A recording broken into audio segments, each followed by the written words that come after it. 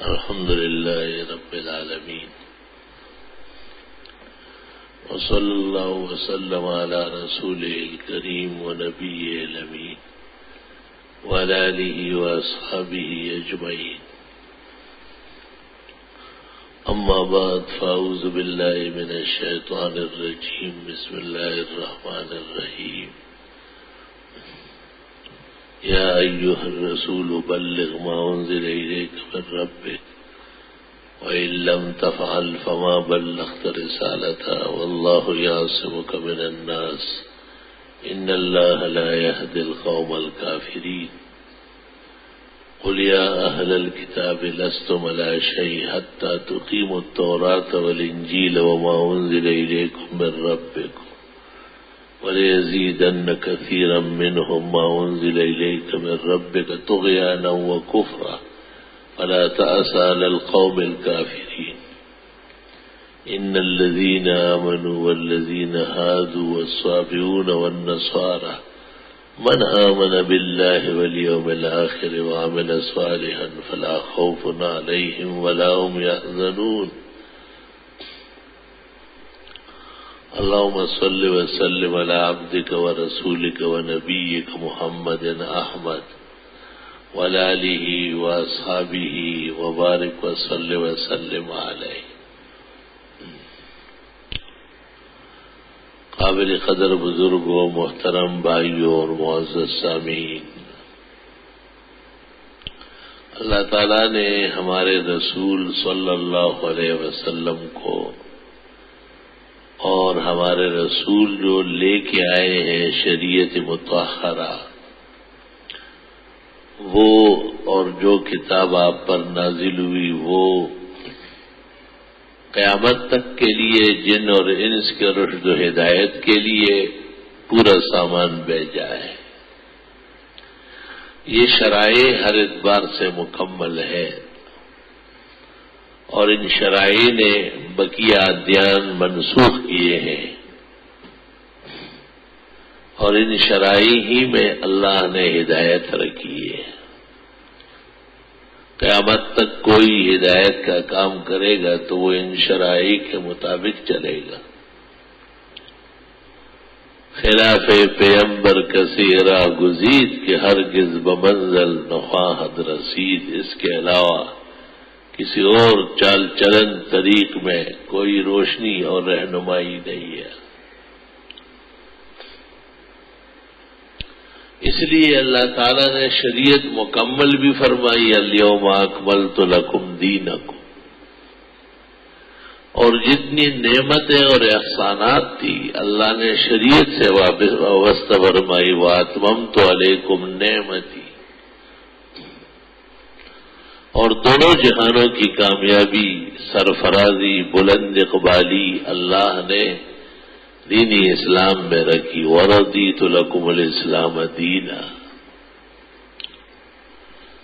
گزشتہ انبیاء اور مرسلین نے بھی یہی تاکید کی، وَوَصَّى بِهَا إِبْرَاهِيمُ بَنِيهِ وَيَعْقُوبُ يَا بَنِيَّ إِنَّ اللَّهَ اصْطَفَى لَكُمُ الدِّينَ فَلَا تَمُوتُنَّ إِلَّا وَأَنْتُمْ مُسْلِمُونَ. ابراہیم علیہ السلام اور ان کے پوتے یعقوب علیہ السلام بھی اپنی اپنی امتوں کو، آل و اولاد کو یہ تاکید فرماتے تھے کہ اسلام پر چلنا، اسلام پر رہنا، اسلام ہی کو اوڑھنا بچھونا بنانا، اور اسلام کے علاوہ کوئی اور فکر اور زاویہ نہیں ہے جس میں تم ہدایت پاؤ اور اللہ کو راضی کر سکو.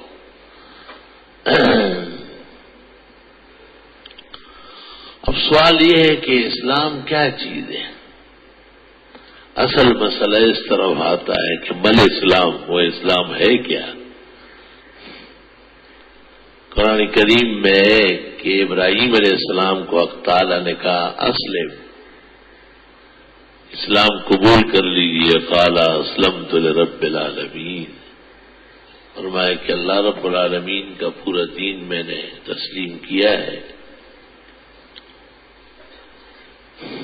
اسلام حقیقت میں انقیاد کو کہتے ہیں، اطاعت اور فرمانبرداری کو کہتے ہیں کہ اللہ کی عبادت اللہ کے بیان کردہ اصول کے مطابق ہو، اللہ کی نافرمانی سے بچنے کی کوشش اور سعی ہو شرائع کی تدبیر کے مطابق. وَمَا أَرْسَلْنَا مِن رَّسُولٍ إِلَّا لِيُطَاعَ بِإِذْنِ اللَّهِ. اس کا بڑا عنصر اور بہت بڑا رکن وہ پیغمبر کی اطاعت ہے،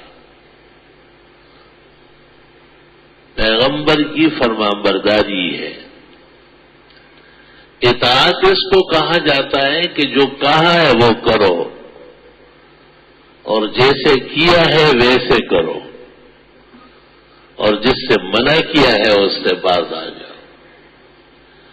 جس کو پسند کیا ہے اسے پسند میں رکھو، اور جس کو ناپسند فرمایا ہے تم بھی اس سے بچنے کی کوشش کرو.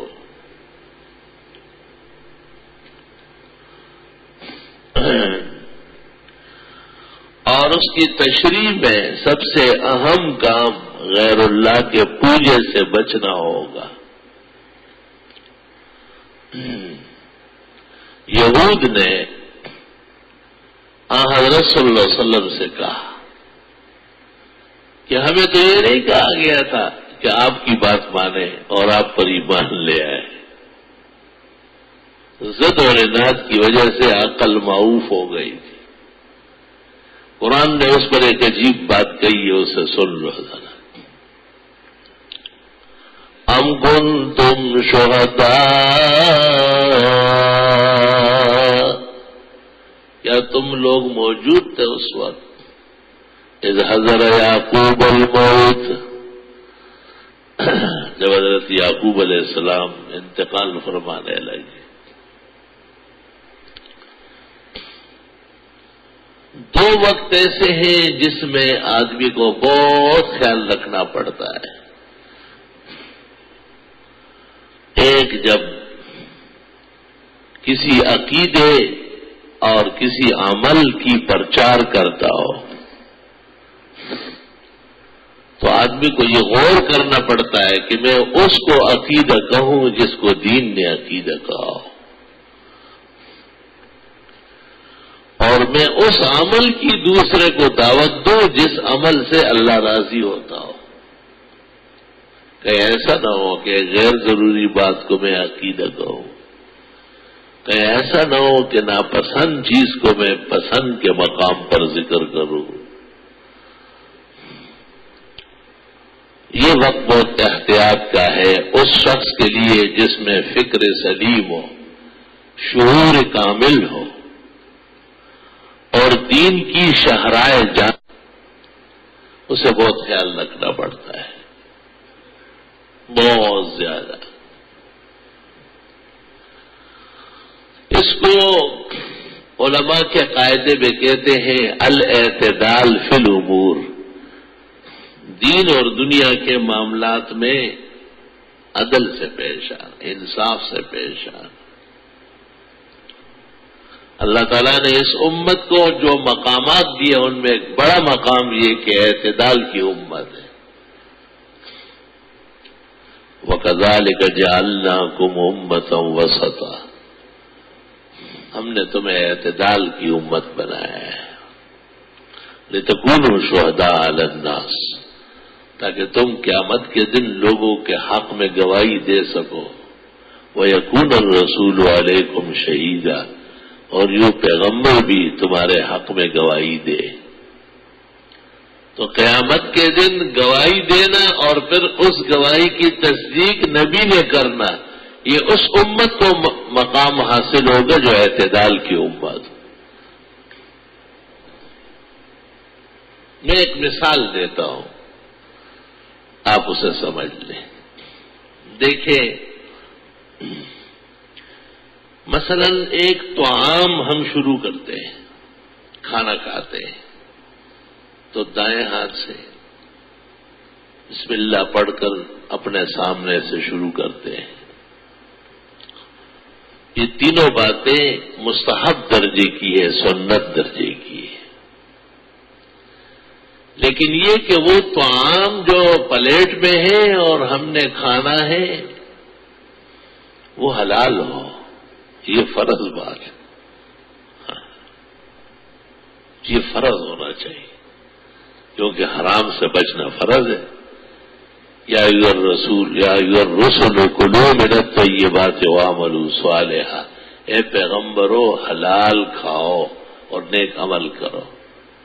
تو حلال خوری کو پہلے ذکر کیا، نیک عمل کو بعد میں ذکر کیا. یا ایھا الذین آمنوا کلوا من طیبات ما رزقناکم، اے ایمان والو حلال صاف ستھری چیزیں استعمال کرو. واشکروا للہ، اللہ کا شکر کرو کہ تمہیں حلال نصیب ہو رہا ہے.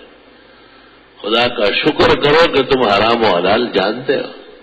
ان کنتم ایاہ تعبدون، اگر تم واقعی اللہ کے ماننے والے ہو اور اس کی عبادت کرنے والے ہو. اب سوال یہ ہے کہ اس کی تبلیغ تو ہے کہ وہی دائیں ہاتھ سے کھائے، بسم اللہ پڑھ کے کھائے، اپنے سامنے سے کھائے، مگر اس کی تبلیغ دشوار ہے کہ یہ بات بھی تحقیق سے ثابت ہو کہ یہ طعام جو کھلایا جاتا ہے وہ صحیح راستوں سے آیا ہے. تبلیغ بھائی بڑے پریشان ہو جاتے ہیں کہ یہ ہمارا کیا کام ہے، یہی تو اصل کام ہے. اس کا یہ مطلب نہیں ہے کہ آپ کھانے سے پہلے یہ پتہ کر لیں، یہ بھی ثابت ہے سنت میں، مگر مسلمان گھرانوں میں حسن ظن کیا جاتا ہے، نیک گمان. ہم یہ جانتے ہیں کہ یہ شخص اپنی زندگی دین کے مطابق گزار رہا ہے، یہ ہمارے ساتھ عقیدے اور عمل کا وفادار بھائی ہے، اور حلال و حرام کے تناظر میں اس کی کوئی دوسری رائے نہیں ہے. تو فقہا کہتے ہیں اس کا کھانا بسم اللہ پڑھ کر شروع کر سکتے ہیں. لا الہ الا اللہ. کیا ایسا مقام اور موقع جہاں یہ خوف ہو؟ یہ بہترین بریانی ہے اور بڑی بہترین گوشت اس میں ڈلا ہوا ہے، لیکن اندیشہ ہے کہ غیر اللہ کے نام کا ہو، کسی مردے کی نیاز اور نظر ہو، کسی بدعت خانے کا گڑا ہوا ہو. یہ خطرہ تو ہے، معاشرے میں تو لوگ ہیں وہ بھی بڑے دعوے دار ہیں. تو ایک تو یہ سن لو کہ قرآن کے بعد سب سے بڑی کتاب بخاری شریف، اس کی کتاب الاطعمہ میں ہے کہ حضرت صلی اللہ علیہ وسلم جب کھانا شروع فرماتے تو آپ کو بتایا جاتا ہے یہ فلاں چیز ہے، فلاں کے گھر سے آیا ہے، فلاں نے پکایا ہے. آپ اسے تناول فرماتے تھے. بعض روایات میں ہے یا عائشہ ما ھذا، عائشہ یہ کیا ہے، کیا رکھ دیا سامنے. زمانہ کفر کا گزرا ہے اور شرک کے مرتکب لوگ ہوئے ہیں، جاہلی چیزیں استعمال ہوئی ہے، کہیں ایسا نہ ہو کہ نامناسب چیز کھلائی جائے. ہر حلال اور مناسب چیز کا فائدہ جسم کو بعد میں اور روح کو اور ایمان کو پہلے پہنچتا ہے، اور ہر نامناسب چیز کے استعمال کا نقصان جسم کو بعد میں اور روح کو اور ایمان کو اور عقیدے کو پہلے پہنچتا ہے.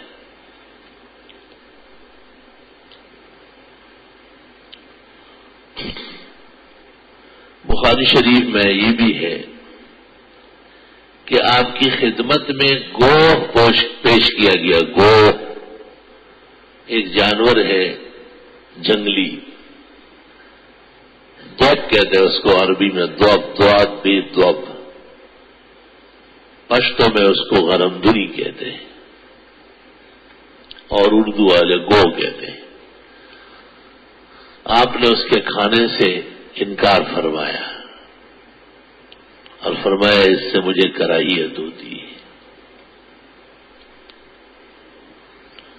اس وقت تک صرف آپ کو کراہیت تھی، ایک موقع ایسا آیا کہ آپ نے اعلان کیا کہ نہ کھاؤ، کوئی بھی اس کو نہ کھائے۔ ابو داؤد کتاب الاطعمہ، نہا رسول اللہ صلی اللہ علیہ وسلم ان اکل الضب، پیغمبر نے منع کیا ہے گو کھانے سے۔ نہیں آ گئی نہا رسول اللہ صلی اللہ علیہ وسلم۔ بہت سارے اہل علم جھینگے کو مکروہ کہتے ہیں، لیکن جنہیں تحقیق ہے وہ حرام کہتے ہیں، اور درست بات یہ ہے کہ حرام ہے۔ مسلک دیوبند کے رہنما اور رہبر اعظم فقیہ الہند اور محدث الہند اور ولی الہند حضرت مولانا رشید احمد گنگوئی نے فتاوی رشیدیہ میں حرام ناجائز دونوں لفظ لکھے ہیں۔ احتیاط بھی اس میں ہے کہ حرام سمجھ کے اس کو چھوڑ دیا جائے۔ اب حرام کا کیا مطلب ہے؟ حرام کا مطلب یہ کہ فقہ حنفی میں سمندری حیوانات میں سے سوائے مچھلی کے کوئی چیز حلال نہیں، سب چیزیں حرام مردار ناجائز، اور جس کے بارے میں شک ہوا کہ یہ مچھلی ہے یا نہیں وہ بھی احتیاطاً ناجائز ہے۔ بہت زمانہ ہوا، ہمارے ہاں ایک بنگالی مدرس استاذ تھا، شاگرد تھا، وہ عالم بنا تھا، یہاں پڑھاتا تھا۔ وہ عصر کے بعد جاتا تھا، یہ سامنے ندی سے وہ کچھ لے کے آتا تھا اور پھر مغرب کے بعد توے پہ اسے ڈالتا تھا اور وہ اس کے ساتھ روٹی کھاتا تھا، اور مشہور تھا کہ یہ آدمی جو ہے روزانہ مچھلی کھاتا ہے۔ ایک دن میں نے اس سے پوچھا کہ یہ پتہ ہے کہ یہ مچھلی ہے؟ اس نے کہا جی حضرت ہم جانتے ہیں۔ میں نے کہا کچھ تو ہم بھی جانتے ہیں، اس زمین پہ آئے ہیں اور حرام و حلال بیان کرنا اللہ نے ہماری ذمہ داری لگائی ہے، کہیں ایسا نہ ہو کہ یہ مینڈک ہو۔ اس نے کہا نہیں حضرت میں ٹھیک ہے۔ اس دن جب وہ لے آیا، چھوٹے چھوٹے ذرا ذرا سے بچے ہوتے تھے، تو میں نے اس کو کہا کہ اس کو آج نہیں کھاؤ، اور ایک ٹین میں ڈالا اور پانی اس میں چھوڑا، اور میں نے کہا اس کو دیکھتے رہو۔ جب ایک ہفتہ پورا ہوا میرے پاس آیا کہ وہ مینڈک ہے، کیسے پتہ چلا؟ وہ تو جیسے جیسے بڑے ہو رہے ہیں نشانیاں لگ رہی ہے۔ میں نے کہا یہ اب تک جو کھاتے رہے مچھلی کی نیت سے تو مینڈک کھاتے رہے۔ کھانے پینے میں بہت احتیاط کی ضرورت ہے۔ یہ تو میں ایک مثال دے رہا ہوں، کیونکہ ہر حلال چیز استعمال کرنا ضروری نہیں، مگر ہر حرام چیز سے بچنا فرض ہے۔ یہ قاعدہ اس طرح یاد رکھو۔ بہت ساری حلال چیزیں ہم سب تھوڑا کھاتے ہیں، لیکن کسی بھی حرام چیز سے بچنا یہ ضروری ہوگا۔ علماء نے اسی طرح ایک مثال فقہ کی کتابوں میں دی ہے کہ اگر ایک چیز کے بارے میں کچھ لوگ کہے کہ یہ بدعت ہے اور کچھ لوگ کہے کہ نہیں یہ ہو سکتا ہے اور اس میں بڑا ثواب ہے اور بڑا جشن ہے، تو بدائع الصنائع، فتاوی شام، البحر الرائق، النہر الفائق، تبیین شرح کنز، الجوہر النیرہ، اللباب،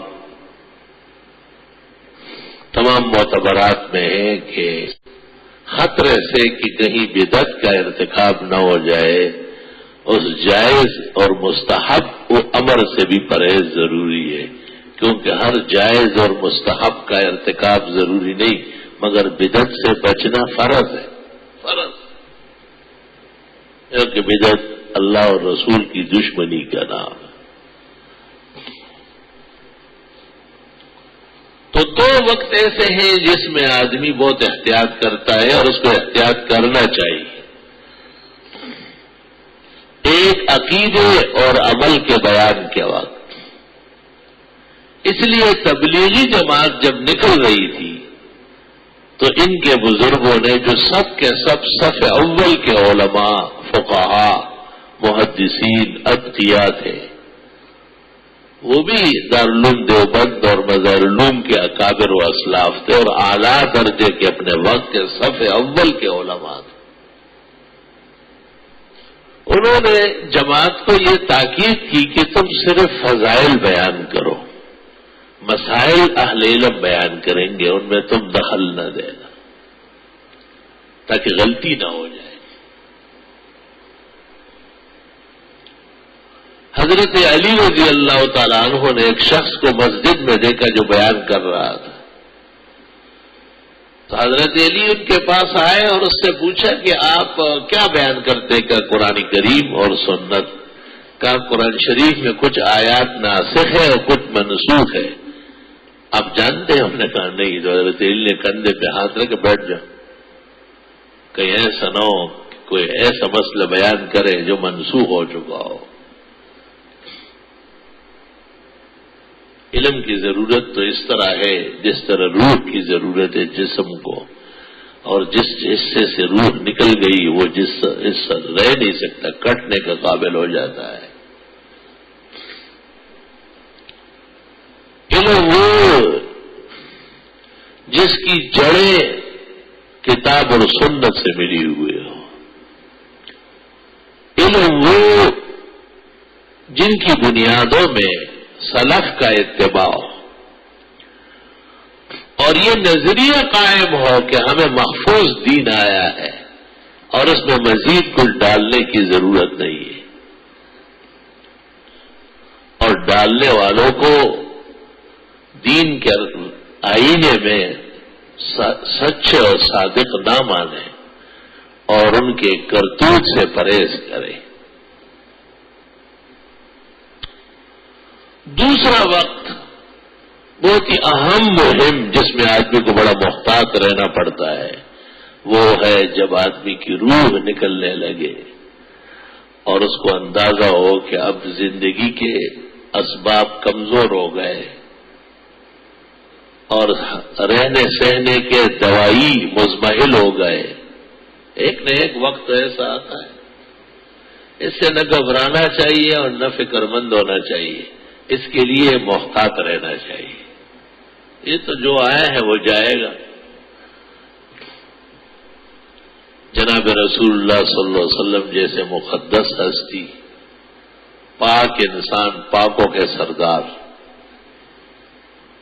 آسمانی اور زمینی کل مخلوقات میں افضل اور بہترین انسان، ان کی بھی ایک زندگی پوری ہوئی، اور اللہ پہلے سے فرماتے ہیں وَإِمَّا نُرِيَنَّكَ بَعْضَ الَّذِي نَعِدُهُمْ أَوْ نَتَوَفَّيَنَّكَ فَإِلَيْنَا يُرْجَعُونَ۔ جو وعدے ہم نے آپ سے کیے ہیں کچھ آپ کے سامنے پورے کر دیں گے، کچھ آپ کے بعد پورے ہو۔ حضرت صلی اللہ علیہ وسلم سے حق تعالیٰ نے ایک وعدہ کیا ہے، وَرَفَعْنَا لَكَ ذِكْرَكَ، ہم آپ کا تذکرہ ہر جگہ کر دیں گے، اٹھا لیں گے، بلند کر دیں گے، سب کو پہنچا دیں گے۔ مختلف عنوانات آئے، آدمی حیران رہ جاتا ہے۔ امام الاثر مولانا انور شاہ کشمیری نے شرح بخاری میں لکھا ہے کہ آپ کے لیے آخری زمانے کا انتخاب اس لیے ہوا ہے کہ ایسے ذرائع اور آلات ایجاد ہو جائیں کہ آنن فانن دنیا میں خبر پہنچے۔ اب ہم یہاں درس دیتے ہیں اور پتہ چلتا ہے جی 70 لاکھ آدمی سن رہے، 75 لاکھ سن رہے، یہ کیا معاملہ ہے؟ کہتے ایسے ذرائع آئے ہیں جو آپ کی آواز پھیلا رہی ہے۔ وَرَفَعْنَا لَكَ ذِكْرَكَ، ہماری آواز کا کوئی معنی ہی نہیں۔ پیغام تو وہ ہے جو محمد عربی صلی اللہ علیہ وسلم لے کے آئے ہیں. گویا موجودہ دنیا اور اس کی سائنسی ترقی یہ جناب رسول اللہ صلی اللہ علیہ وسلم کے مقام اعجاز کا مرہون منت ہے. آپ کے لیے یہ تمام کائنات مسخر کی گئی ہے. جیسے حدیث میں فرمایا ہے جب تک روئے زمین پر اللہ اللہ کہنے والے ہیں قیامت نہیں آئے گی. اللہ اللہ کہنے والے چھوٹے چھوٹے بچے بھی ہوتے ہیں, بوڑھے بھی ہوتے ہیں, بیمار بھی ہوتے ہیں, عورتیں بھی ہوتی ہیں, مرد بھی ہوتے ہیں. ان کے پاس ظاہری کوئی ایٹمز نہیں ہے, کوئی ٹیکنالوجی نہیں ہے. لا الہ الا اللہ لا الہ الا اللہ, اور اس کلمے کے وزن نے آسمان و زمین رو کے رکھے.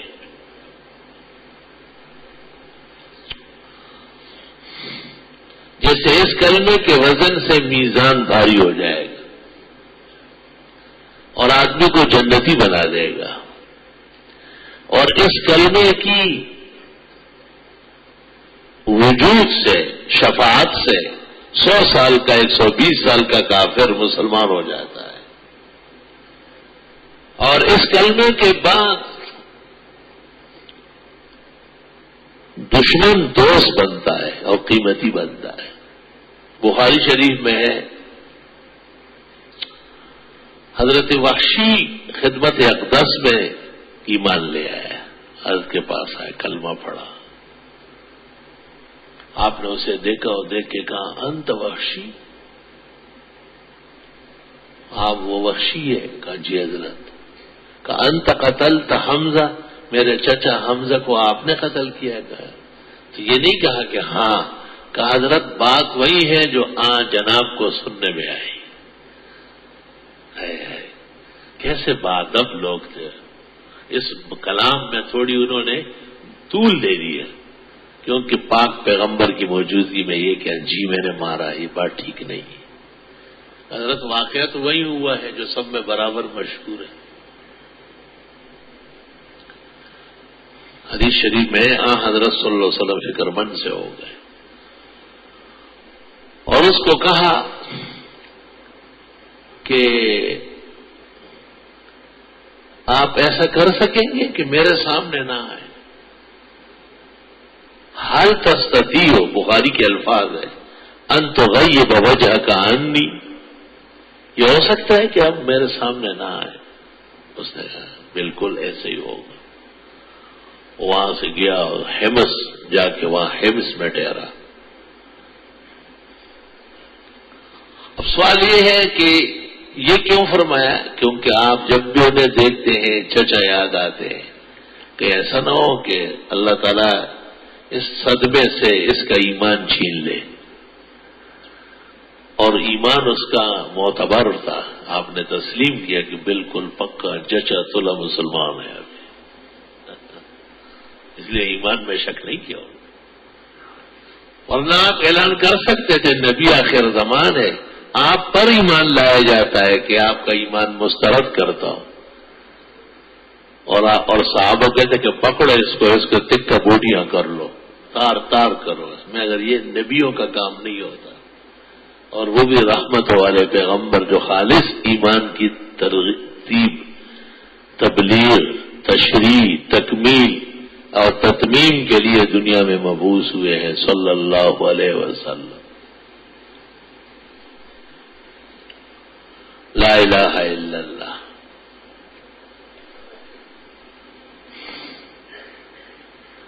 جس وقت انسان دنیا سے جاتا ہے اور اس کا آخری وقت آتا ہے تو اس کے انتظار میں کوئی نہ بیٹھے, پہلے سے تیار رہے.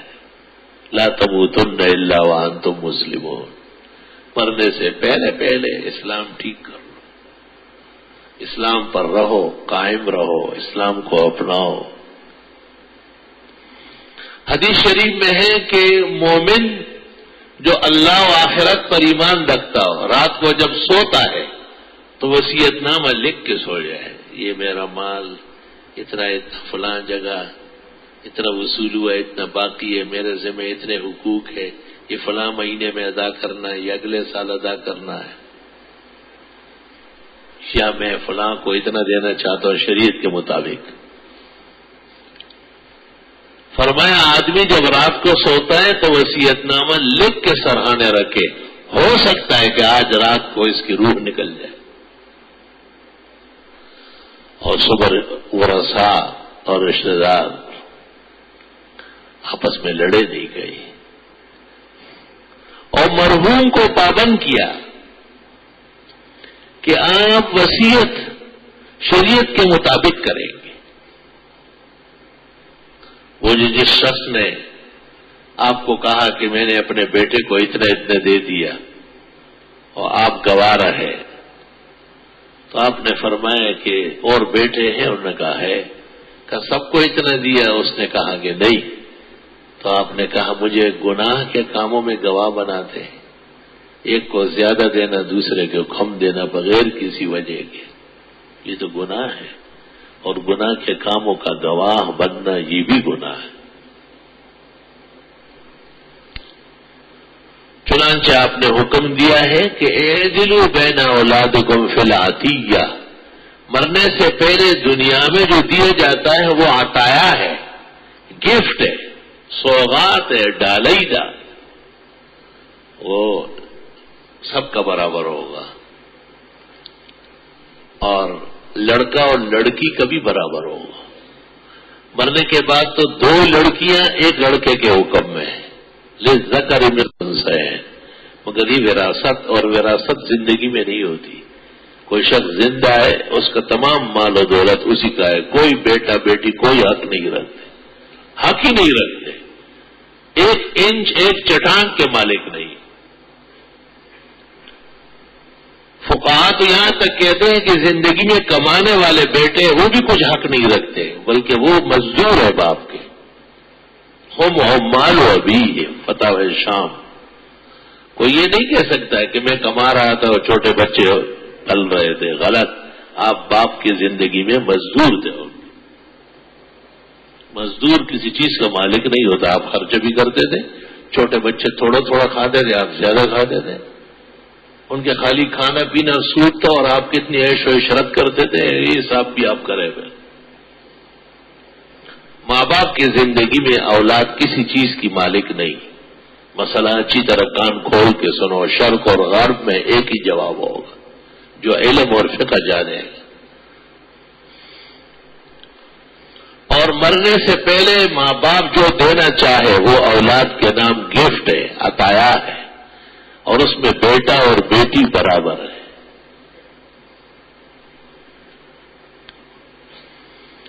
اب سوال یہ ہے کہ عموماً رواج ہمارا یہ ہے کہ ہم بیٹوں کو وارث سمجھتے ہیں، بیٹیوں کو نہیں، یعنی اس خیال سے کہ وہ تو بس گئی اور ہم نے اس کی شادی کر لی اور خرچہ کر لیا۔ یہ خیال غلط ہے، دین کے مقابلے میں ہے، مردود خیال ہے۔ لڑکے اور لڑکیاں دونوں ماں باپ سے لینے دینے میں برابر ہے۔ حکم ہے پیغمبر کا، اعدلوا بین اولادکم فی العطیہ، زندگی میں جو کچھ آپ دیتے یہ عطایا ہے، ان میں بیٹا اور بیٹی برابر ہے۔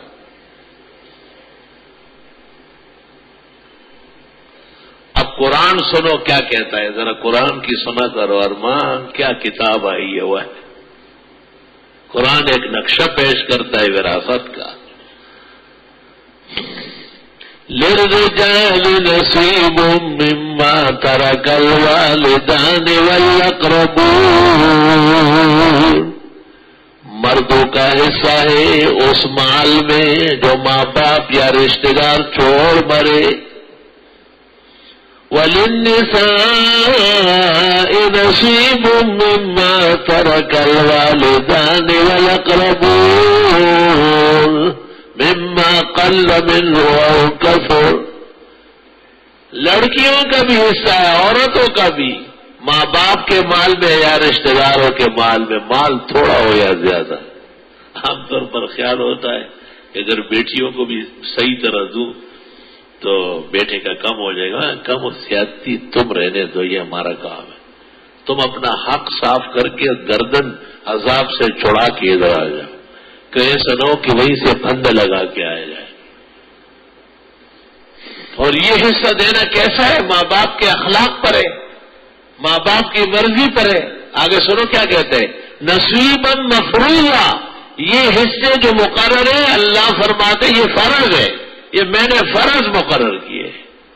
اس کے خلاف کرنے والے ماں باپ فرائض کے منکر اور منحرف سمجھے جائے.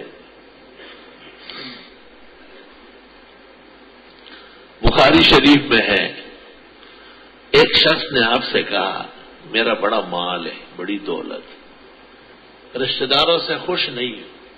یاد رکھنا، مالدار آدمی کے رشتہ دار کبھی بھی اس سے خوش نہیں ہوتے. کبھی ایسا بھی ہوتا ہے کہ یہ مالدار آدمی ان کا خیال نہیں رکھتا، اس کی بڑی توقعات ہے. اور کبھی یہ کہ وہ خالی مال پر نظر رکھتے ہیں، خدمت کوئی نہیں کرتے. مالدار باپ سے میں نے بیٹیوں کو ناراض دیکھا ہے. ایک بی بی نے مجھے کہا کہ ہم صرف سال میں ایک دفعہ ماں کے گھر جاتے ہیں، ہمیں اجازت نہیں ہے.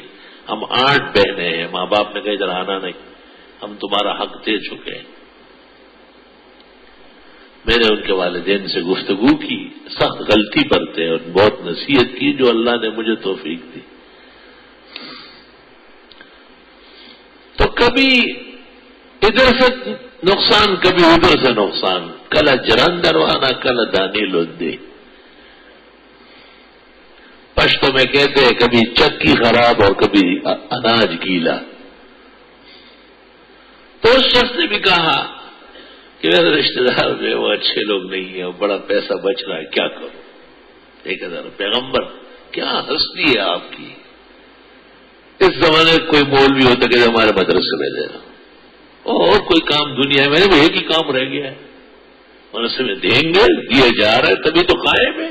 حکومتیں نہیں چاہتی، یہ سازشی عناصر نہیں چاہتے، پھر بھی یہ مدارس اور مساجد اگر دین کے قلعے ہیں، اللہ نے دین کی حفاظت کا وعدہ کیا ہے، یہ اور اس کے سچے خادم قیامت تک رہیں گے انشاءاللہ. کوئی اس کو نقصان نہیں پہنچا. امتحانات آتے ہیں، امتحان تو ویسے بھی کارخانوں والوں پہ نہیں، زمینوں پہ کتنے امتحانات. شہر کا حال دیکھو، سب سے بڑا امتحان و آزمائش بادشاہ پر، صدر پر، وزیروں پر، ان کا حشر تو دیکھو. رات کو سو نہیں سکتے، سوتے تو خیال ہوتا ہے کہ شاید صبح کوئی اور نظام ہوگا، اور ہم ہتھکڑیوں میں جکڑے ہوئے ہو گئے. اہل اللہ، اہل دین، اہل حق مصائب و شدائد سے نہ ڈرے، استقامت قائم دائم رکھے. اللہ ان کی دین کی وجہ سے ان کی بھی حفاظت فرمائے. پیغمبر کو کتنی ضروریات تھی، پورے عالم تک آپ دین پہنچا رہے تھے. لیکن جب آپ کو کہا گیا کہ میری ایک بیٹی ہے اور ماں باپ کے مرنے کے بعد اگر صرف بیٹی ہو اور کوئی ساتھ نہ ہو تو نصف وہ لے لے گی، نصف اور رشتے دار لیں گے. تکلیف ہوتی ہے، کمایا ہم نے، جمع ہم نے کیا، ایسے لوگ آئے اور وہ لیں. یہ ایک انسانیت ہے. یا اللہ، اب ہم میں اور نبی میں فرق دیکھو. جب حضرت سے یہ کہا تو آپ نے ان کو ایسی کوئی ترکیب نہیں بتائی کہ آپ سارا مال اپنی بچی کو دے دیں. آپ نے کہا لو ترکت عیالک و اہلک اغنیاء خیر من ان یتکفف الناس او کما قال. آپ مال چھوڑے اور آپ کے رشتہ دار اس پر عیش کرے، یہ بہتر ہے کہ وہ لوگوں سے مانتے پھرے، ذلت اٹھائے اور کہیں گے یہ فلاں مالدار کے بھتیجے ہیں، فلاں کے بانجے ہیں، اور فلاں کے عزیز ہیں، تو آپ کی بے عزتی ہوگی. حضرت فرمایا جانے دیں، کوئی بات نہیں. عقل مند کہتے غیرتی اور بہادر سے کچھ رہتا ہے جس پر دنیا عیش کرے. یہ بھی ان کی غیرت اور جود اور کرم کی علامت ہے.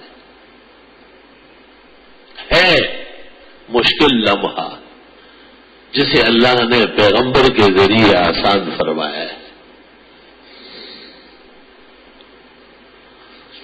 مرنے سے پہلے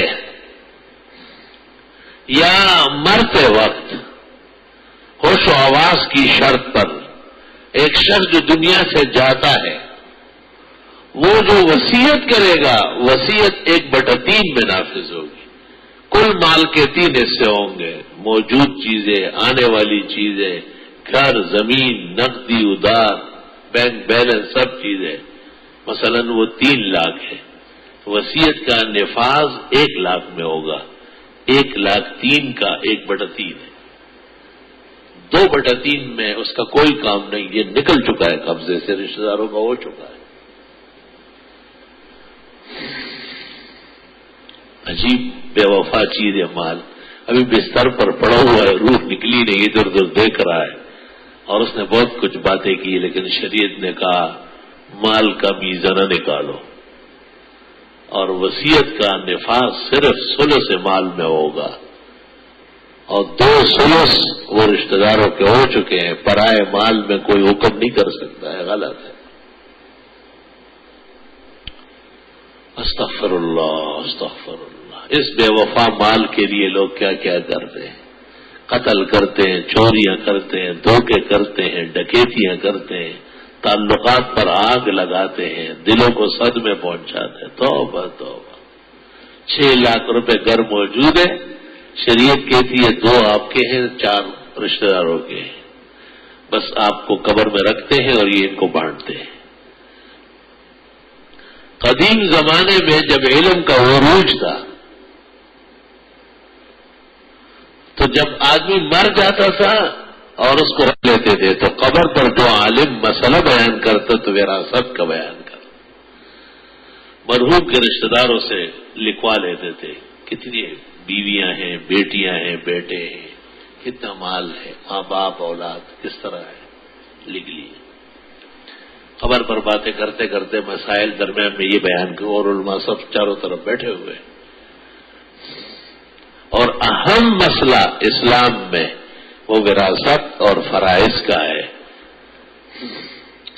کیونکہ کہتے ہیں دین کے 2 حصے ہیں، ایک حصہ زندگی کا ہے اور دوسرا حصہ موت کا ہے. یہ مسائل موت والے مسائل ہیں. اس لیے پیغمبر نے فرمایا اے لوگوں تم وراثت کو مضبوط حاصل کرو. میں عنقریب دنیا سے جانے والا ہوں. 2 آدمی ایک مسئلے میں لڑنے لگیں گے، تیسرا نہیں ہوگا جو شریعت کے مطابق فیصلہ کر لے. اس کی امثال اب سامنے آتے، اب بھی آ رہا ہے.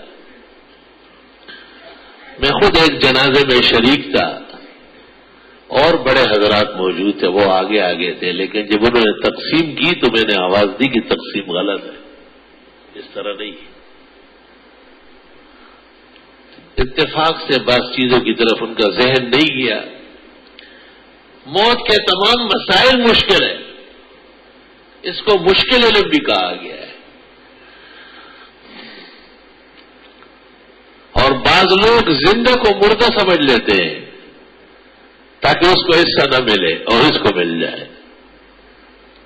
اور حدیث میں ہے جناب رسول اللہ صلی اللہ علیہ وسلم فرماتے، بخاری کی حدیث میں، اگر کسی نے غلط بیانی کی اور میں نے اس غلط بیانی سے متاثر ہو کر اس کو حصہ دے دیا جبکہ نہیں بنتا تھا تو وہ یہ نہ سمجھے کہ اس نے حصہ لیا.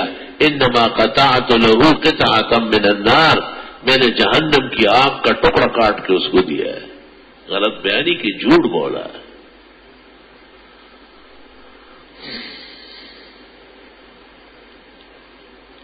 اس لیے دنیا سے جاتے وقت نیک اعمال اور ایمان کی ضرورت ہے،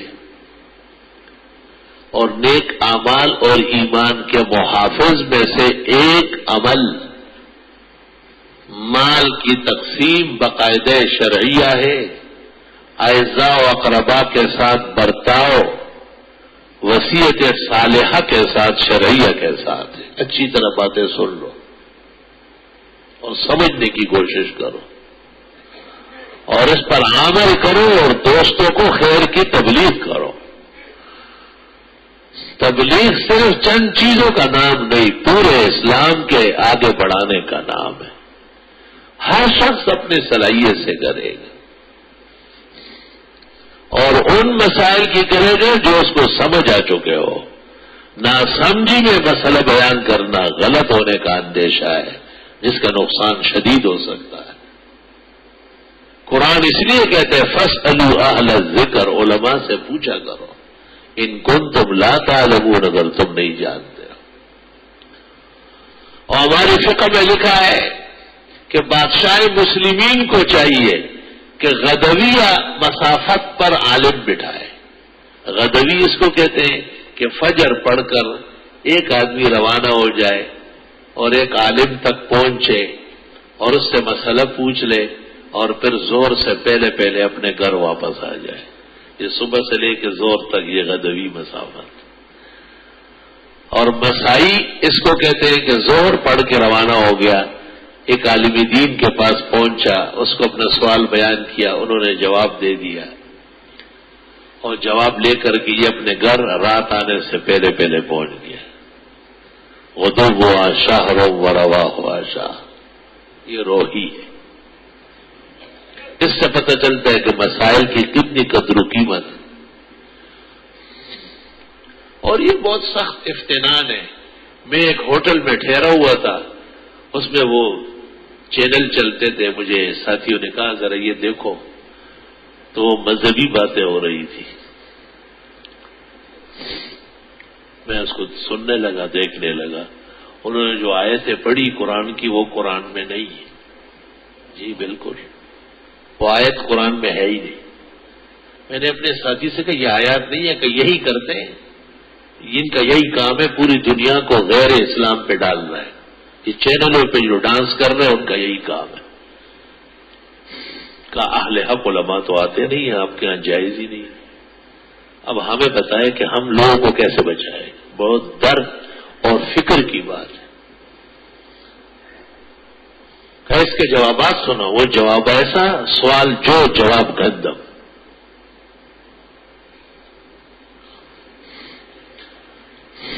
اگر میں آپ کو وہ سوال بتاؤں اور جو جواب، تو جمعے کا مبارک لمحہ آپ کا زہر ہو جائے. حقیقت میں دشمنان دین اس لائن میں آئے ہیں، صریح دشمنان خدا و رسول ہے.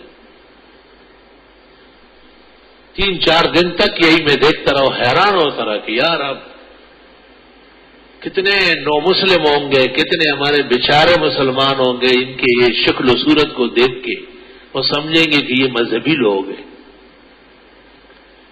اور یہ لامذہب لامذہبیت پھیلا رہا ہے. اپنی طرف سے آیتیں بنا رہے تھے. اور جتنی حدیثیں پیش کی ساری جھوٹی، اور جھوٹی حدیث پیش کرنے والے پر پیغمبر نے لعنت کی ہے. تو علم حدیث اس لیے 8-10 سال پڑھنے کے بعد اخیر میں ہم ان کو حدیث پڑھاتے ہیں. اب ان میں سلیقہ آ چکا ہے، وہ نبی کی بات اور غیر نبی کی بات کو سمجھتے ہیں، اس کے قاعدے اس کے پاس موجود ہیں. ان کتابوں سے استفادہ کرتے ہیں جن میں خالص صحیح حدیثیں ہیں.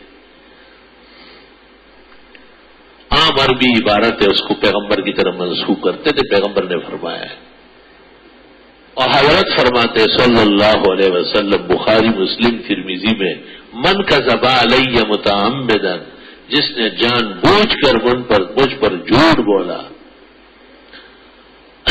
فلیتبوأ مقعدہ من النار، وہ جہنم میں اپنے لیے جگہ متعین کرے. علماء تو یہاں تک کہتے ہیں کہ حدیث کی عبارت غلط پڑھنا یہ بھی دروغ گوئی ہے، اور ماخذ اور مرجع جانے بغیر روایت آگے بڑھانا کذابین کی نشانی ہے. یہ جتنے فرقے ہیں، فتنے ہیں، یہ اس باطل کا پیداوار ہے. اگر ان کو آپ صحیح آئینے میں لے آئے تو یہ اثر تک ٹھیک ہو جائے، اثر تک ٹھیک ہو جائے. ایک تہوار بنا دیا، اس کے لیے گلیوں میں چل رہے، جلوس چل رہا ہے. یہ تہوار مدینہ میں کیوں نہیں؟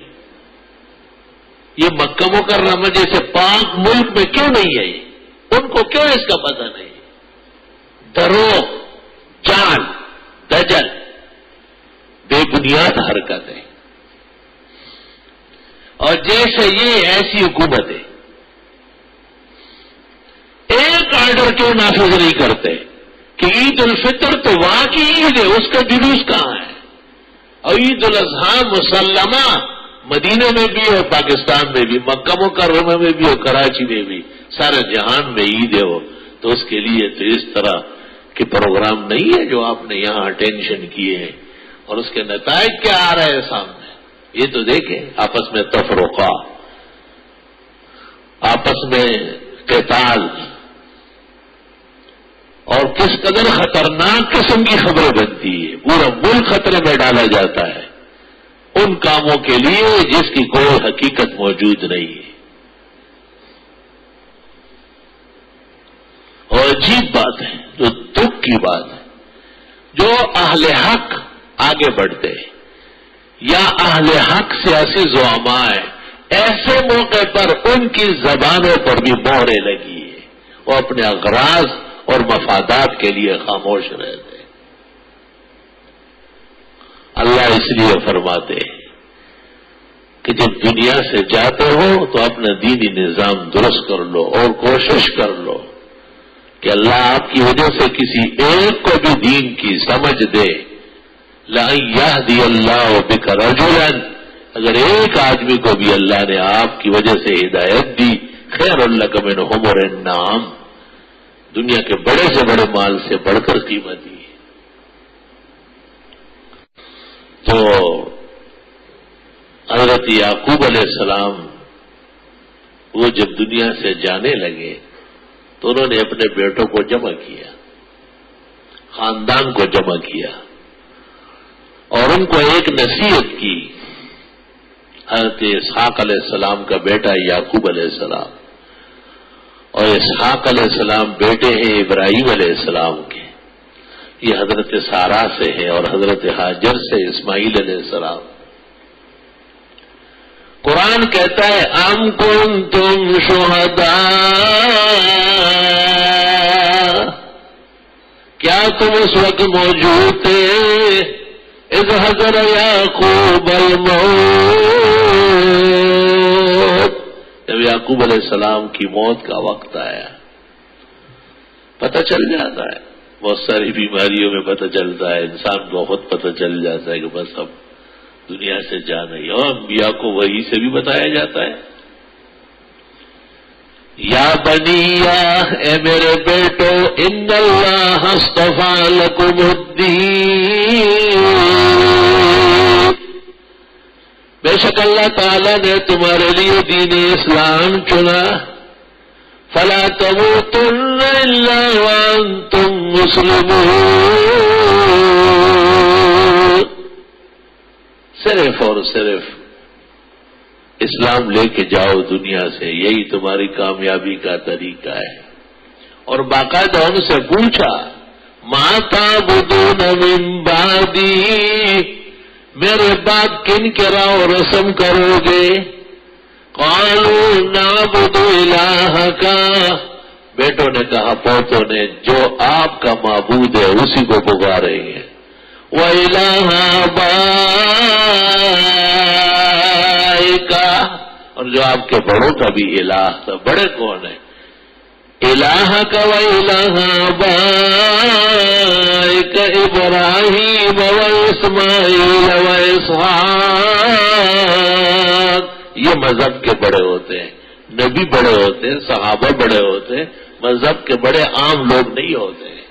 الہ واحدہ، ان سب نے یہ تعلیم دی کہ حاجت روا، مشکل کشا، کارساز، دور اور قریب سے سننے والا، مشکلات حل کرنے والا ایک اللہ ہے، وَنَحْنُ لَهُ مُسْلِمُونَ،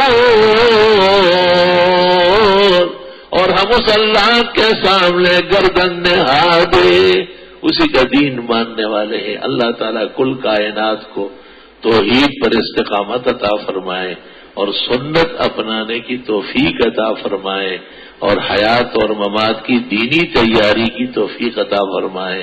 وآخر دعوانا الحمد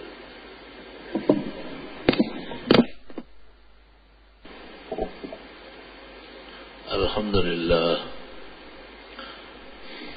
لله حمدا كثيرا وسبحان الله بكرة وأصيلا الله أكبر كبيرا أشهد أن لا إله إلا الله وحده لا شريك له وأشهد أن سيدنا ومولانا محمدا أحمد عبده ورسوله أرسله الله تعالى إلى كافة الخلق بين يدي الساعة بشيرا ونذيرا وداعيا إلى الله بإذنه وسراجا منيرا صلى الله تعالى عليه وعلى آله وأصحابه وبارك وسلم عليه. أما بعد، أعوذ بالله من الشيطان الرجيم. لقد كان لكم في رسول الله أسوة حسنة لمن كان يرجو الله واليوم الآخر وذكر الله كثيرا.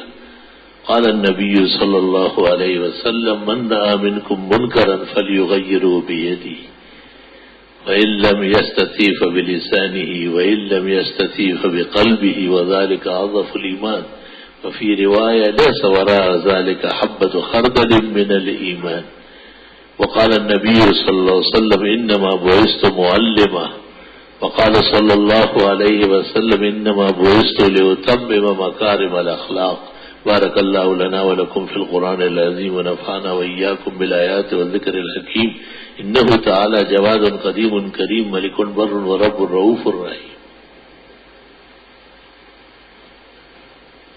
الحمد لله جل وعلا وصلى الله وسلم على رسوله المصطفى ونبيه المجتبى وأمينه على وحي السماء وعلى آله النجبى وأصحابه الأتقياء أفضل الخلائق بعد الأنبياء ومن بهديهم اقتدى وبآثارهم اقتفى من المفسرين والمحدثين والفقهاء إلى يوم الجزاء. أما بعد، قال النبي صلى الله عليه وسلم: أرحم أمتي بأمتي أبو بكر وأشدهم في أمر الله عمر وأصدقهم حياء عثمان وأقضاهم علي وفاطمة سيدة نساء أهل الجنة. وفضل عائشة على النساء كفضل الثريد على سائر الطعام. وخير نساء بني إسرائيل مريم وخير النساء هذه الأمة خديجة. الله في أصحابي لا تتخذوهم غرضا من بعدي ومن أحبهم فبحبي أحبهم ومن أبغضهم فببغضي أبغضهم. وخير القرون قرني ثم الذين يلونهم ثم الذين يلونهم. وقال صلى الله عليه وسلم: لا تسبوا أصحابي فإن أحدكم لو أنفق مثل أحد ذهبا ما بلغ مد أحدهم ولا نصيفه. إن الله يأمر بالعدل والإحسان وإيتاء ذي القربى وينهى عن الفحشاء والمنكر والبغي يعظكم لعلكم تذكرون.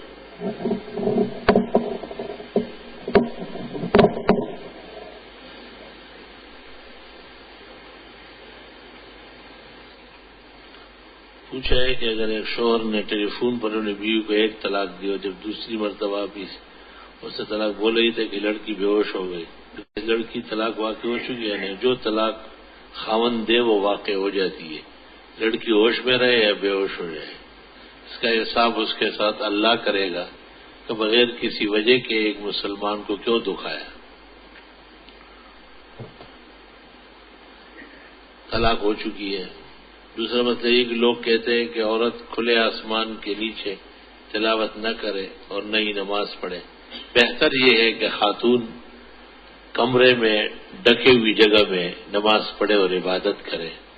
لیکن اگر پردے کی جگہ ہے اور کھلا آسمان ہے تو کوئی حرج نہیں. میری ایک دوست ہے جس کا صرف نکاح ہوا ہے، رخصت یہ بھی نہیں ہوئی. اس نے 2-3 بار خواب دیکھا کہ وہ مر چکی ہے اور اس کا شوہر اس کو اپنے ہاتھوں میں دفنا رہا ہے.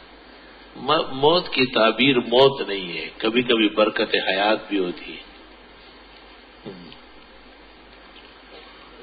ممکن ہے کہ خاوند اس کو تنگ کر رہا ہو یا اس کو نقصان پہنچا رہا ہو، لیکن یہاں تو لکھا ہے کہ رخصتی نہیں ہوئی. تو کبھی کبھی خطرات جو ہوتے ہیں، پریشانیاں، وہ متشکل ہو جاتی ہیں. فجر کی نماز کا وقت کب قضا ہوگا؟ جب سورج نکل آئے. کیا کچھ مولوی کہتے ہیں کہ پتلون کے پانچے لپیٹنے سے نماز نہیں ہوئی تھی؟ نہیں، شلوار ہو یا پینٹ پتلون ہو، جب اس کے پانچے ٹخنوں سے نیچے لٹکتے ہو تو ان کو اٹھانا چاہیے. البتہ نماز کے دوران اٹھانا ٹھیک نہیں ہے، نماز سے پہلے اٹھا لیں. جیسے بعض لوگ سمجھتے کہ چڑھانا جائز نہیں ہے، وہ غلط کہتے، وہ فقہ سے محروم ہے. ایک شخص نے کس زمانے میں جب اس کی سوچ اسلامی نہ تھی، بینک میں ایک سودی اکاؤنٹ کھولا تھا. اب جب اس نے اسی اکاؤنٹ کو بند کیا تو اسے کچھ رقم ملی. اب وہ پریشان ہے کہ سود کی رقم کو کیا کرے. کسی پریشان حال جو بہت ہی تکلیف میں ہو اس کو بغیر نیت ثواب کے دے دے.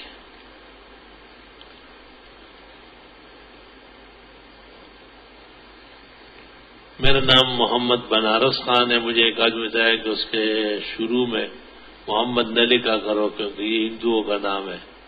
آپ کے خیال میں کیسا ہے؟ اس کا مطلب بھی مجھے بتا دیں. آپ اور آپ کے بھائی اور دوست جس نے آپ کو یہ کہا ہے دونوں لاہور کے عجائب گھر میں تھوڑی دیر کے لیے بیٹھا کریں تاکہ لوگ وہ بندروں کے ساتھ تمہیں بھی دیکھیں. بنارس چونکہ ہندوستان میں ایک شہر ہے اور وہاں بنارسیاں بنتی ہے جو دلہنیں پہنتی ہے، تو اس کی وجہ سے اس کے ساتھ محمد نہیں لگتا. بنارس میں لاکھوں مسلمان آباد ہیں. یہ کمکلی کی بات ہے.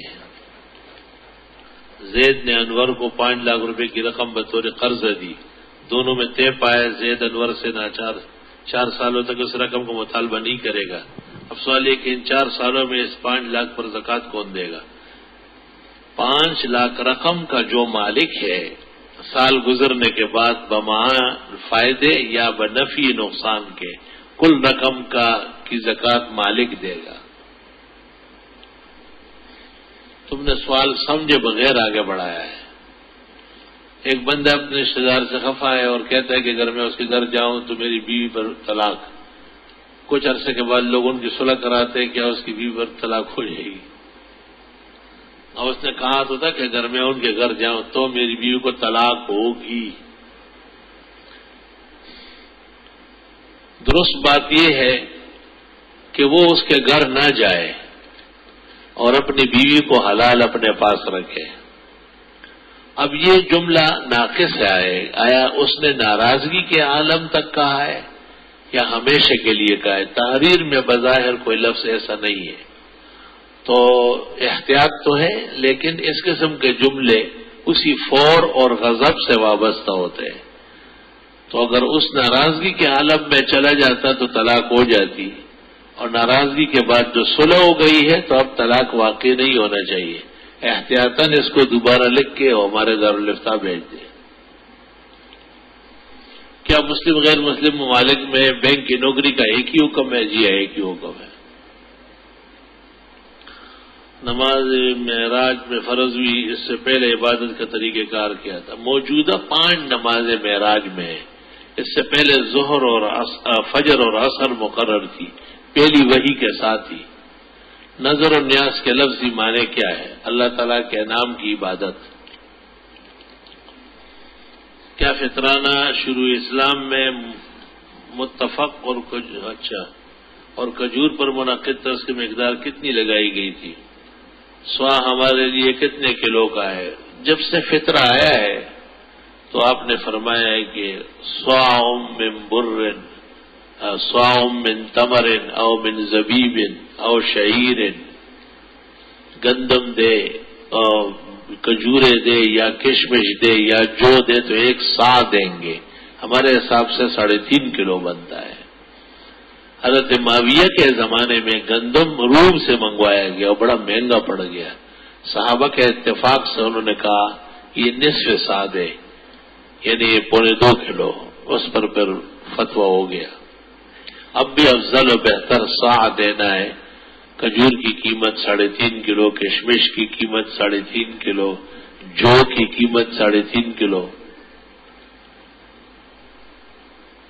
کیا گندم کے علاوہ کسی اور اناج کو بھی فطرے میں دے سکتے ہیں؟ پنجاب کے کالج کے ایک استانی صاحبہ کا سوال ہے. ٹھیک ہے، پنجاب کی کالج ہو یا سرحد کی کالج ہو، جواب ایک ہی. ہاں لیکن آپ پر ہماری اذان و جان قربان جائے. اللہ ہمیشہ آپ کی حفاظت فرمائے، ہمیشہ اپنے دین کی خدمت کریں. جناب محترم جب پہلے دنوں میں آپ کراچی میں نہیں ہیں تو یہ ہوا وہ وہی 12 سب کچھ کہیں گے. دشمن جب بڑھیں گے، جیسے جیسے نعمتیں بڑھتی ہے، خوشیاں بڑھتی ہیں، تو دشمن بھی بڑھتے ہیں. وہ کچھ بھی کہیں اللہ ان کو جھوٹا کرتا رہے گا. آپ کی عمر میں برکت دے اور آپ کا علم بڑھائے. بہت دعائیں، جزاکم اللہ. آج سے چند مہینے پہلے آپ جمعے میں تھے، سورہ جمعے کی تفسیر کر رہے. آخری آیات آپ نے فرمایا کہ کیا آیات جہاد سے اگلے جمعے کو بیان کر لیں گے. ہم 3 جمعے تک آپ کو یاد دلاتے رہے، مگر آپ نے آخری آیات کی تفسیر نہیں کر لیتے. انشاءاللہ یہ پرچی دے دینا بعد میں، اس کو محفوظ رکھیں. سوال یہ پوچھنا ہے کہ ایک شخص دیر سے اٹھے اور مقرر وقت ہو تو وہ نماز پڑھ لے یا انتظار کرے، مکروہ وقت ہو. درست بات یہ ہے کہ جیسے ہی آنکھ کھلے وضو کرے اور نماز شروع کر لے. انتظار کر کے قضا کر کے پڑھنا یہ ٹھیک نہیں ہے. پوچھ رہے کہ جمعے کی نماز کب سے شروع ہوئی اور رکعتوں کی تعین کیسے ہوئی. مدینہ منورہ میں سن 2 ہجری بدر کے آس پاس. اور بعض کہتے ہیں کہ بالکل ابتدائی سے جب آپ تشریف لے گئے، آپ سے پہلے حضرت زرارہ ابن اسد نے جمعے کے دن کچھ لوگوں کو جمع کیا تھا. بعد میں سورہ جمعہ نازل ہوئی اور جمعے کی نماز مشروع ہو گئی. جس امام کے عقائد مولانا مودودی جیسے ہو، اس امام کے پیچھے نماز نہیں پڑھنا چاہیے. آخر مولانا کیسے کیا عقائد ہے؟ انہوں نے انبیاء کی توہین کی، صحابہ کرام کے بارے میں برے الفاظ کہے. امت مسلمہ کا اس پر اتفاق ہے کہ مولانا مودودی کے نظریات عام علماء اہل سنت سے ہٹے ہوئے ہیں. اس لیے میں نے کتاب کا حوالہ بھی دیا تھا کہ جواہر الفقہ میں مفتی اعظم پاکستان مولانا مفتی محمد شفیع مرحوم نے لکھا تھا کہ جو لوگ اعتقادی تعلق مودودی صاحب رکھتے ہو، ایک مسلم موحد اہل سنت، ان کی اقتداء میں برضائے خواہش نماز نہ پڑھے. یہ فتویٰ اب بھی موجود ہے، کتاب چھپی ہوئی 2 جلدوں میں جواہر الفقہ. کیا طلاق کے لیے 2 گواہوں کی شرط لازمی ہے؟ نہیں، طلاق کے لیے 1 گواہ بھی نہیں چاہیے، خالی خاوند کا بیان کافی ہے. سورہ طلاق میں 2 گواہوں کا ذکر موجود ہے. سورہ طلاق میں 2 گواہوں کا ذکر طلاق پر نہیں ہے. وہ یہ ہے کہ جب گواہی کا وقت آئے گا تو 2 آدمی چاہیے. بغیر گواہوں کے طلاق ہو جاتی ہے، اور نکاح کے لیے گواہوں کا ہونا ضروری ہے. ایک SMS موصول ہوا ہے جس میں لکھا ہے کہ جمعے کے دن درود شریف پڑھنے والے کا درود آپ اپنے کانوں سے سنتے اور آگے بڑھانے کی بات بھی. ایک حدیث کا حوالہ دیے کہ ایک حدیث دوسرے کو پہنچانے کی شفاعت. جمعے کے دن درود شریف پڑھنے کے فضائل وارد ہیں. اگر کوئی اپنے بیٹوں کے درمیان زمین تقسیم کرے اور بیٹیوں کو کچھ نہ دے تو کیا اب بیٹوں کو دی ہوئی زمین واپس سب واپس ہو جائے گی شرعاً، اور صحیح قاعدے کے مطابق تقسیم نافذ ہو جائے گی؟ کیا یہ حدیث صحیح ہے کہ دجال اور اس کے ساتھی کندھوں پر کپڑے ڈال کر آئیں گے؟ ہاں، دجال کے متعلق یہ حدیث مشکات جلد ثانی صفحہ 477 پر ہے. شرح سنہ کی روایت ہے، ابو سعید خدری راوی ہے کہ دجال کے ساتھ 70,000 اور ایک روایت میں 77,000 آدمی ہوں گے، اور ان کے کندھوں پر ہرے چاری چادریں یا سروں پہ ہری پگڑیاں ہوگی.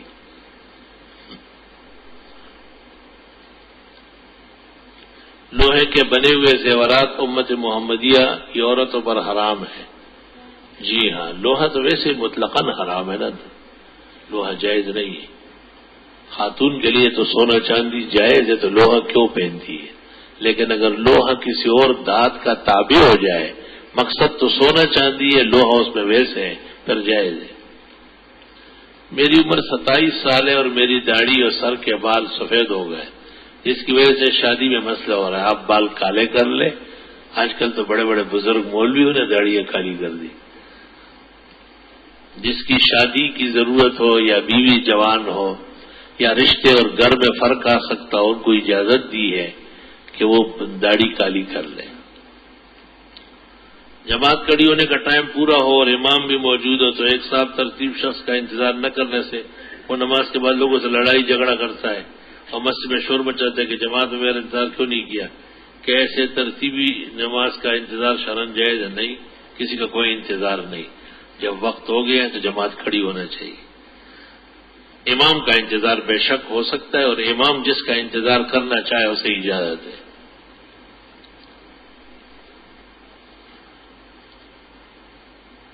مولانا طارق جمیل کا انٹرنیٹ پر مولانا مودودی کے بارے میں یہ اقرار کرنا کہ وہ بالکل صحیح العقیدت ہے، اول تو مجھے معلوم نہیں کہ مولانا طارق جمیل نے یہ بات کہی ہے، ثانیاً مولانا طارق جمیل خود براہ راست کوئی بڑے عالم نہیں ہے، وہ اہل حق کے آدمی ہیں اور ان کے بیانات میں کمی بیشی ہے۔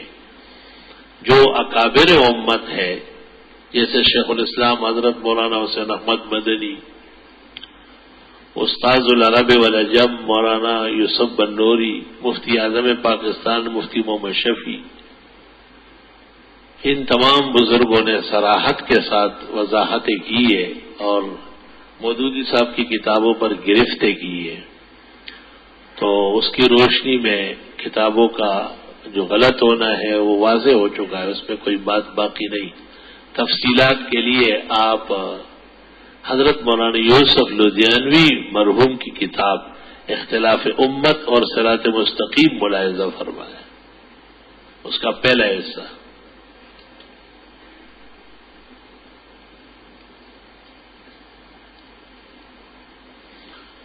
لکھا ہے چچزاد بہن کو جنات کے اثرات ہے، کوئی آسان وظیفہ، میں جنات کے علاج سے معذور ہوں، کسی عامل کی طرف رجوع کر لیا۔ میری زوجہ ذہنی مریض ہے، یعنی وہم کی بیماری میں، چھوٹے چھوٹے بچے ہیں، گھر کا نظام درہم برہم ہو گیا، اللہ تعالیٰ صحت و شفا عطا فرمائے۔ اللہ تعالیٰ آپ کا سایہ ہمارے سروں پہ قیامت تک قائم رکھے، مسلم والدین کی صحت شفا، اللہ تعالیٰ انہیں صحت شفا عطا فرمائے۔ میری والدہ بہت عرصے سے سر درد اور پنڈلیوں کے درد میں، اللہ صحت شفا دے۔ والد محمد لطیف قمر، بڑا آپریشن ہے، دعاؤں کی درخواست، اللہ صحت شفا عطا فرمائے۔ میرے حق میں دعا فرمائے کہ میں گناہوں سے بچ جاؤں، میں ہر بار توبہ کرتا ہوں، توڑتا ہوں، بد نظری اور دیگر بیماریاں بہت زیادہ ہیں، اللہ آپ کو صحت شفا دے اور سچی توبے کی توفیق عطا فرمائے۔ الحمدللہ رب العالمین۔ نستغفرک اللہم ونسألک السلام والعافیہ، اللہم انا نسألک العفو والعافیہ فی الدنیا والآخرہ، اللہم انا نعوذ بک من جمیع المحن والفتن ما ظہر منہا وما بطن۔ جن حضرات نے اپنے مرحومین کے لیے کہا ہے اللہ ان کی بخشش فرمائے، جہاں بیماریاں ہیں اللہ تعالیٰ صحت شفا دے، جو دیگر اسپتالوں میں تکالیف میں ہے اللہ ان کی مدد فرمائے، خدا انہیں تندرستی اور سلامتی عطا فرمائے۔ ہمارے مخلص اور محسن ایڈوکیٹ شمس الاسلام عمرے کے سفر پر تھے اور وہاں کار کا حادثہ ہوا ہے، دعا فرمائے اللہ انہیں صحت شفا، زندگی اور نشاط نصیب فرمائے۔ آمین صلی اللہ تعالی۔